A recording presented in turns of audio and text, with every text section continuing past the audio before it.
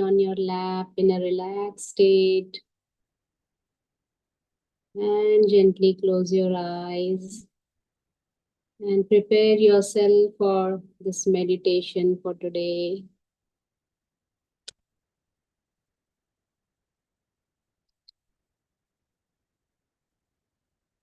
So relax your whole body.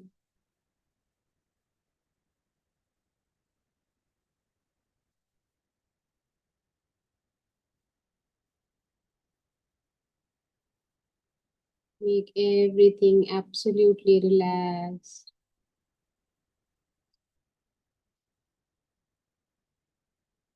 Center yourself totally.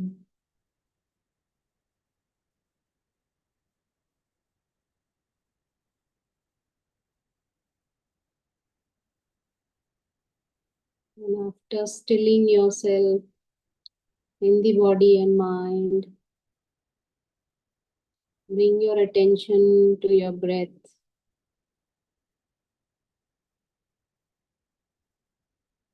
And observe your natural breathing. Just observe how it is happening on its own. How the air flows in and how it flows out of the nostrils.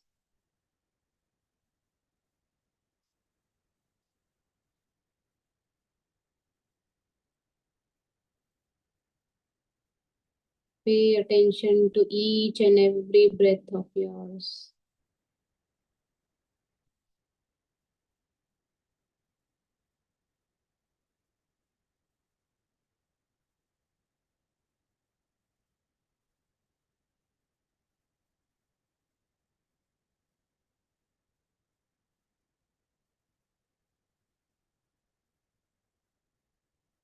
As we connect ourselves with our breath, it stills the mind because the mind has got something to focus on. And breath is the most natural activity to focus on because it is effortless and it happens on its own. And the mind is so intimately connected with the breath.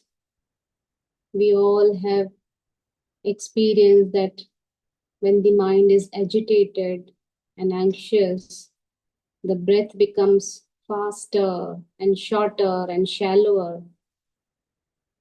And whenever the mind is in a relaxed state, in a calm state, just like as in sleep, in deep sleep, or the infants, then the breaths are deeper, they're abdominal, deeper, slower, less rapid breathing. So this is how intimately the breathing is connected to the mind.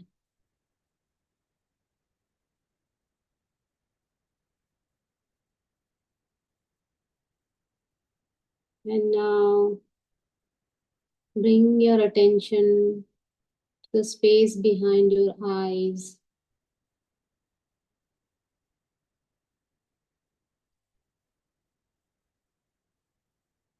Just look behind your eyeballs and focus your attention in that space. Look into that space. When you look into the space behind the eyeballs, you will automatically connect with the third eye chakra. And this is the place of wisdom. So you can keep your attention here because today we'll be doing a contemplative meditation. A meditation where there is listening and contemplation.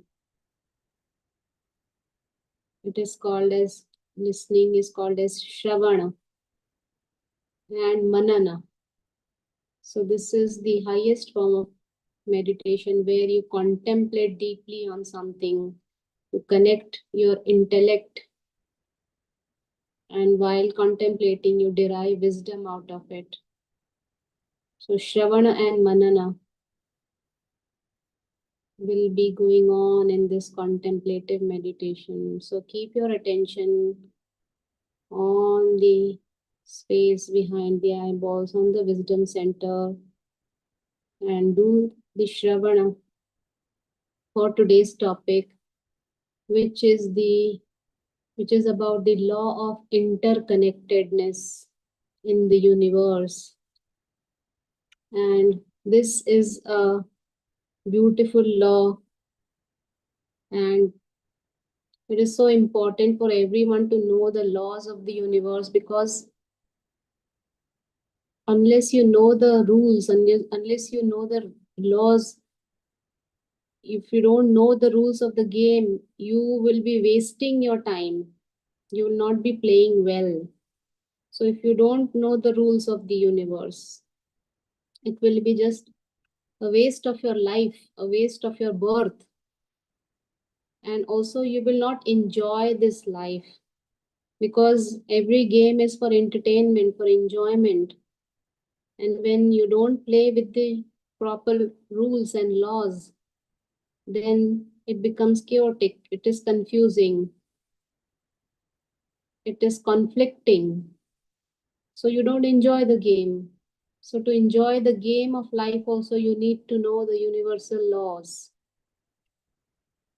So the law of interconnectedness means everything in this universe is interconnected and also interdependent. Everything in the creation is connected to every other creation, as well as it is dependent on every other form of creation in this universe, right from the macro level to the micro level. Like suppose we see our earth where we live in, and on earth all life is interconnected. Everything is interconnected, not just life, but even inanimate things like the air, the atmosphere. The life is supported by the sun. The sun affects the water cycle, and both of them are connected with the all living forms, the plant, the animal kingdom, and all the interconnections is through the food chain. One kingdom is dependent on the other kingdom for food.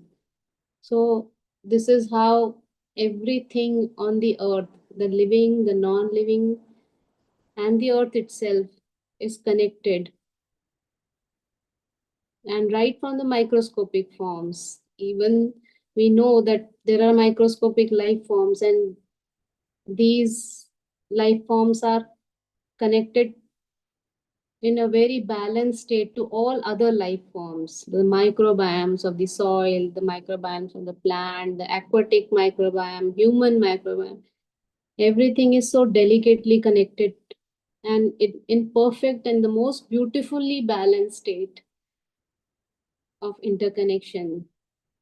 And when we see at the macro level, if we go beyond the earth, we'll see that the earth is dependent on the sun. It is connected to the sun. The gravitational pull of the sun, the earth revolves, and because of the pull, there is day and night, and all life is sustained on the earth. And beyond the earth and the sun, this galaxy, the Milky Way galaxy, the other galaxies, they all are connected to greater suns, and all the galaxies are connected with each other.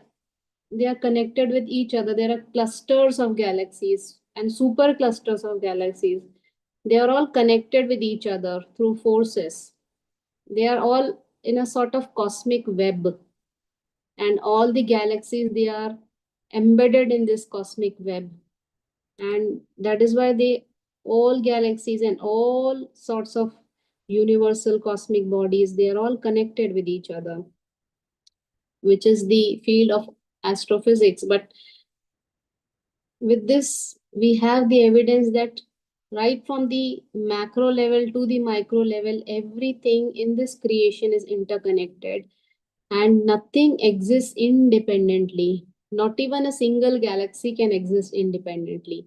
It is a part of the larger cosmic web of the supercluster. So, this is what we see at the physical level, like the level of the objects. We see the cosmic objects, we see our Earth, we see the objects on the Earth, we see the life forms. So, all these are the physical level of connectedness, interconnectedness. But as humans, we are not just, we don't just belong to this life form, our body. We are beyond the body also. So, the human also has mind. And because mind is also a part of creation, mind also exists in creation, it is also created. So, this rule of interconnectedness also applies to the mind. So, how is the mind interconnected? It is that we have our own individual mind. I have my mind, you have your mind. Everyone has their own mind. And all these individual minds, they are part of a greater mind. They are connected to a greater mind, a common greater mind. Like our individual minds, they are units of a greater mind. And a lot of clusters of these greater minds, they are connected to the universal mind. So there is one universal mind, and it is connected to our own individual mind, to my mind.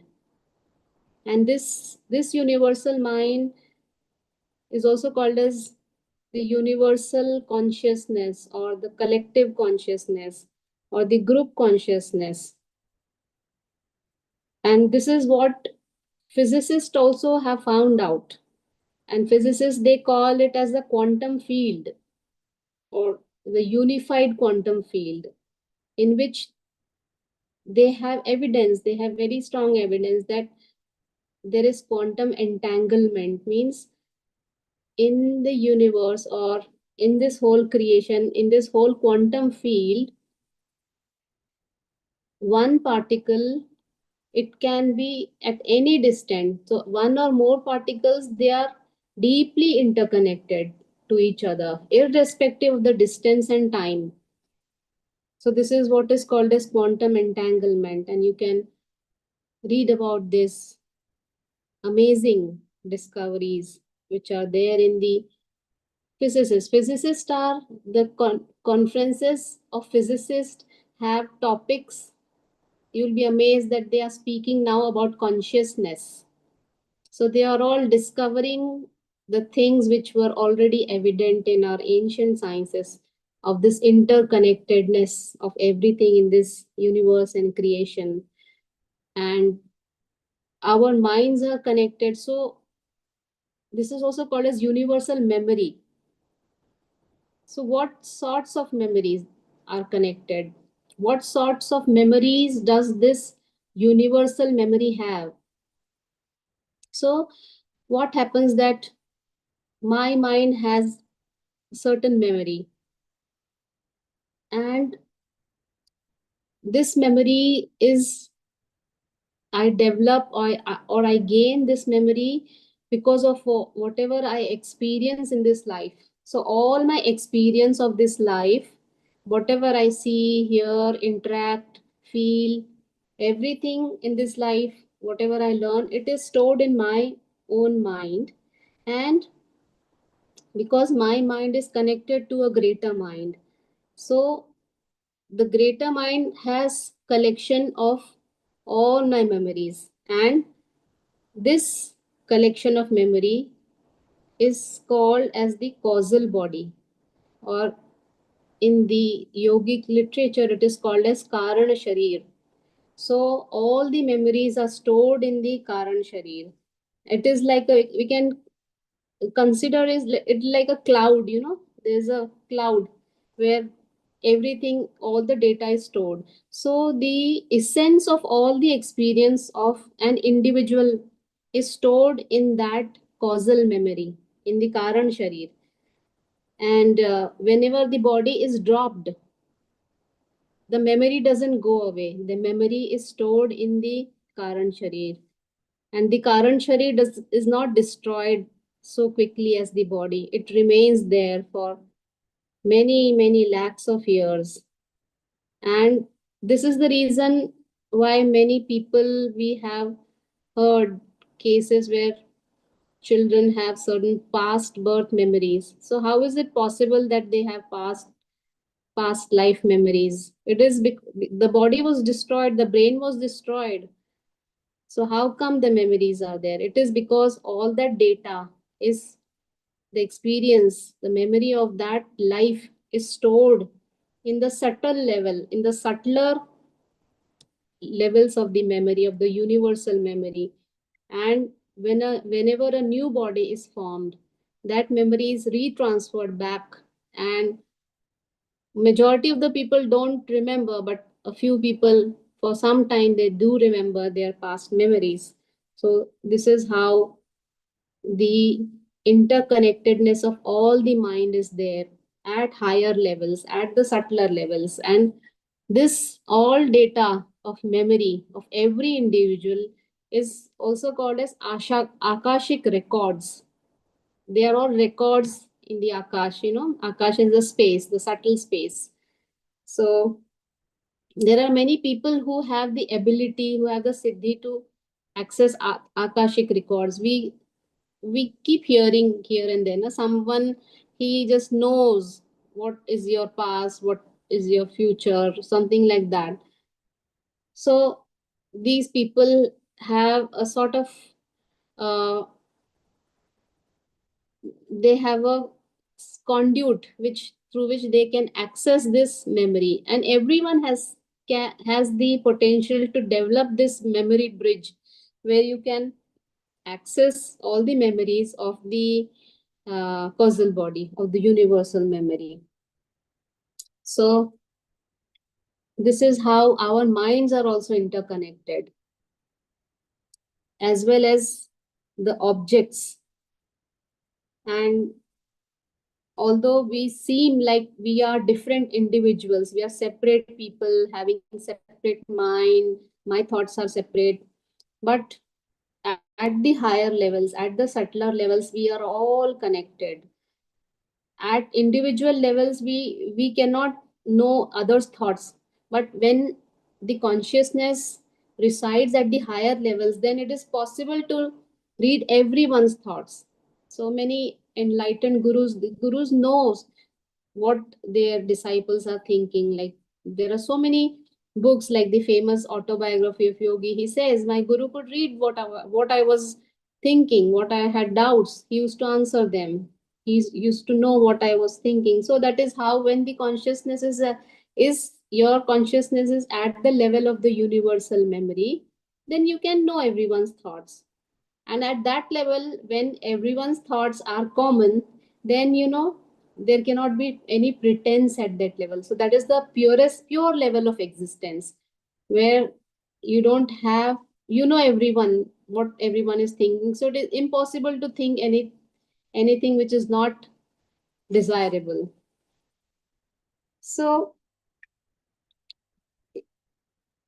w- all this is interconnected, and it is, all these connections is because the whole creation, it appears in a field which we call consciousness, we can call it God. There are so many names in so many traditions, but we can call it whatever you want, but it is a field which connects everything. It is just like a movie. This field is just like a movie screen. You know, the movie has a screen, and then the movie is projected on it. The movie is played, and the movie has different characters. So it seems that all the characters are there. They are different. They are separate. They have different names, roles, and all. But when we look at them objectively, they're not real people. They are just shades of colors and light, which are the movies just like that, light and colors which are playing out on the screen. So this is how this creation is. There is a field which is a screen, and all this creation just appears and everything just plays out on the screen. And we are all that. We are all those characters which are being played out on this field of consciousness. So what is the importance of knowing that? Why should we know all this? So, as I said, without knowing this, we wouldn't be able to engage fully in life. We wouldn't be able to enjoy how beautiful this creation is. We won't be able to appreciate how intricate is this creation, is this nature. So when we know this, it really creates a surprise or a feeling of awe. Like, what is this creation? What grand is this creation? And I am such a little part of it, and this naturally it cultivates humility. You recognize that I am such a tiny part of this vast cosmos, is this vast creation. Because usually our lives evolve with myself as the center. Like, I am the most important thing and everything has to serve me. This is how the mind thinks, this is how the ego thinks.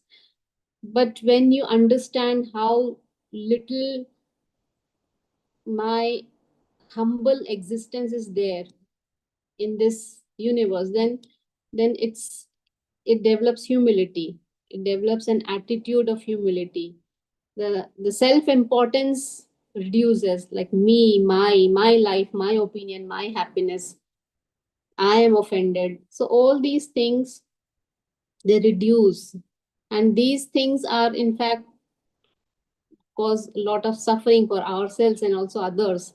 So this is how our life shifts from being myself as the center to realizing that I am a little part of this whole creation, and I'm not independent. I am dependent on everything else.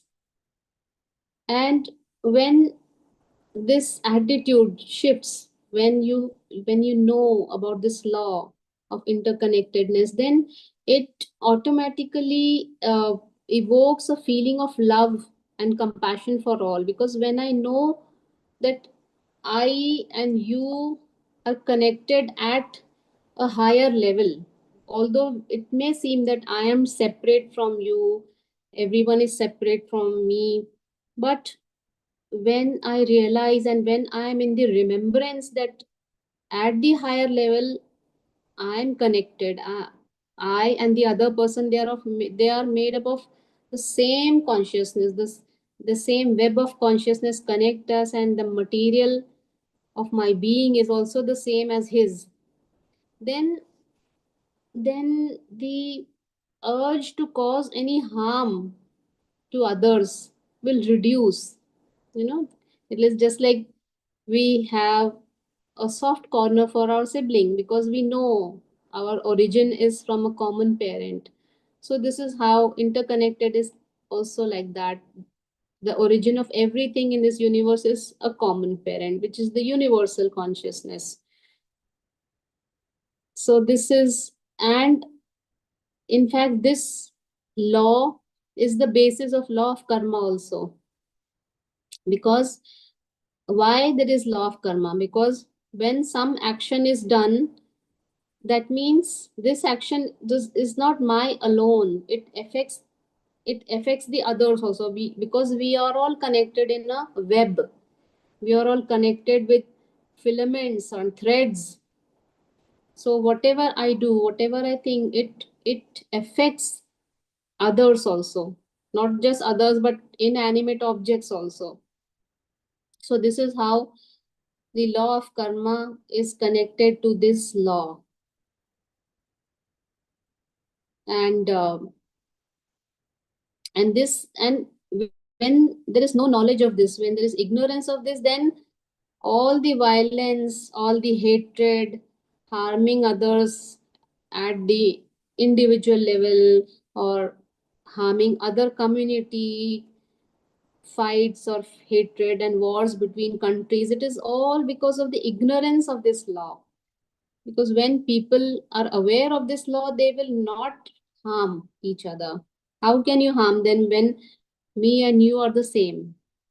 And ignorance of this law is the cause of all these selfish attitudes, like me versus the other. But actually, this law tells us that there are no others. It is only me. Everyone is an extension of me only. Only the form is different, but it is an extension of me. So this is how this knowledge of this law, it beautifully it transforms me from inside. And also, because of this, forgiveness becomes easy, because not forgiving, not being able to forgive is a lot of cause of pain in many relationships for many people. So when you know that at the level, at the subtler levels, at the level of the universal consciousness, me and the other person is connected, then it's easy to forgive people. And also, the knowledge of this law, it it just creates a sense of comfort and safety, you know, because so many times we as humans have this feeling of loneliness, that nobody understands me, or we feel lack of being loved and all. We feel unsafe.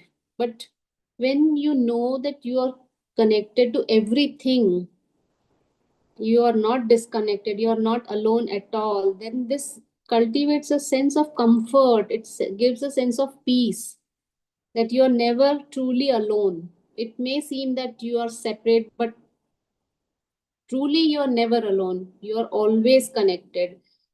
And also, this sense of worth also is cultivated, because when you know that you are one part in this beautiful creation, and you're connected to everything, and then you will also know your power. This indicates how powerful you are, because you have the power to affect others. Your actions can affect others in a positive way, in a negative way, as well as a positive way. Like for example, when I meditate, it will affects others around me. How it does? It is because we are connected at the higher levels. So my action affects the other. So how unique I am, and how unique is my power, with that if I do certain actions, it can affect others in a positive way. So this is such a feeling of worthiness, that I have, my existence is meaningful. And this is how we can, it this knowledge helps to overcome this loneliness, worthlessness, and fear of being alone, fear that no, I have nobody for me. Because in the level of the universal mind, I'm connected all the time, 24/7. And also, this helps in many times grief, when there is grief of losing someone who is very loved. So we see this loss as that we are disconnected from that person because the body is gone. But when we understand that how deeply and intimately we are interconnected, that only the body is gone, but we are always connected at the level of the mind, at the level of consciousness. There is absolutely no disconnection. So even if the body is gone, the other connection is totally maintained.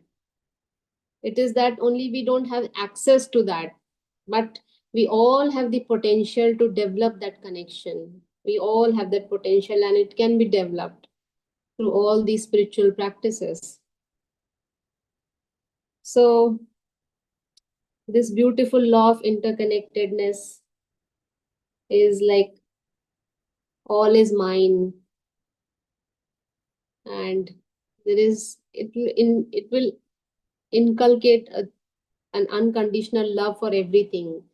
And also from the physical level, knowledge of this law will help you make yourself more responsible, you know, because of course this indicates your power, how powerful you are, but then with power there is always responsibility. So when you know how your actions can affect everything, not just other living beings, but if I am careless about the environment, if I am very selfish about the resources I use, if I exploit all the resources on the earth, which I think that they belong to me, then it will be a self-sabotage sort of thing, because ultimately my existence, I forget that my existence is dependent on the environment around. This is what is causing all the miseries in the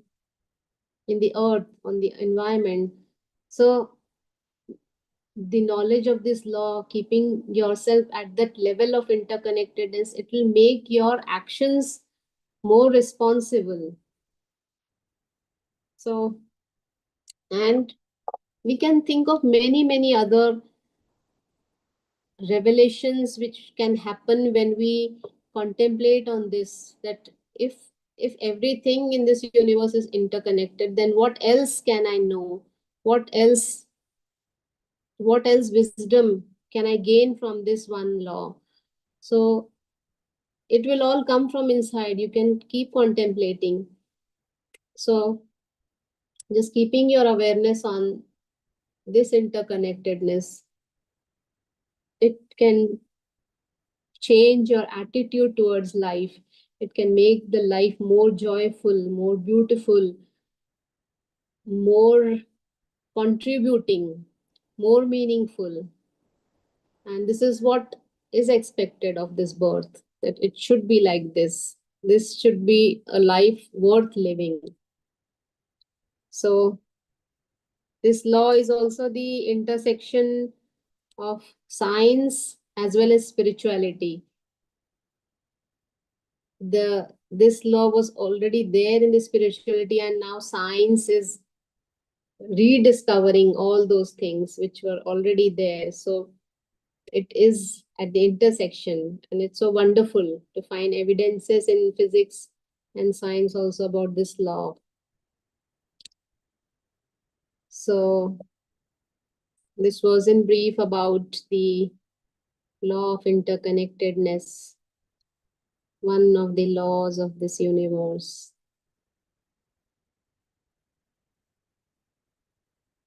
So when you think about this, you can have more insights for yourself. More and more things can be revealed.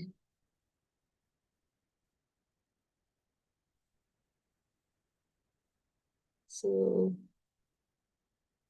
our time is also up now.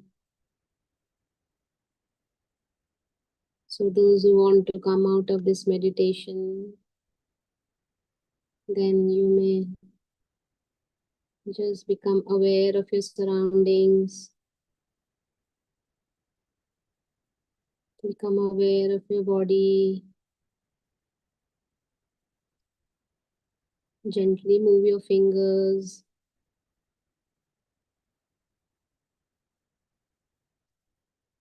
And slowly open your eyes.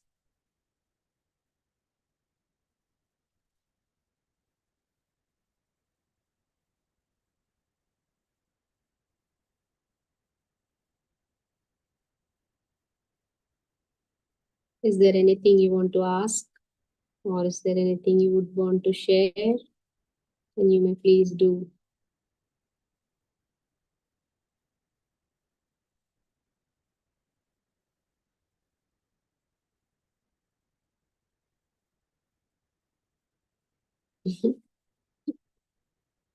Good night, ma'am. Okay, then we'll conclude today's beautiful meditation with this knowledge. Gyan and Dhyan both go together. Each one is incomplete without the other. So, okay, then we'll meet tomorrow. Bye bye, everyone.